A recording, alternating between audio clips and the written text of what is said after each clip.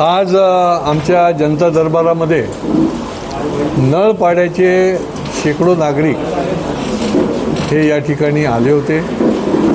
नळपाड्यामध्ये प्रचंड संताप आहे, अस्वस्थता आहे।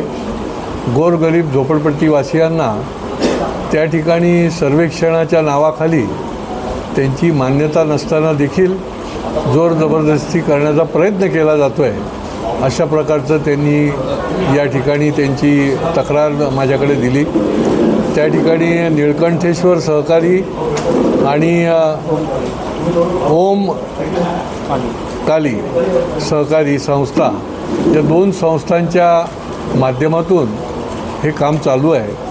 मी त्यांना आश्वस्त करतो की त्यांना न विचारता, त्यांची मान्यता न घेता जर त्या ठिकाणी ती सोसायटी स्थापन झाली असेल आणि त्यांना विश्वासात न घेता अशा पद्धतीने जोर जबरदस्तीने यंत्रणेला हाताशी धरून कोणी काही करत असेल तर ते योग्य नाही आहे।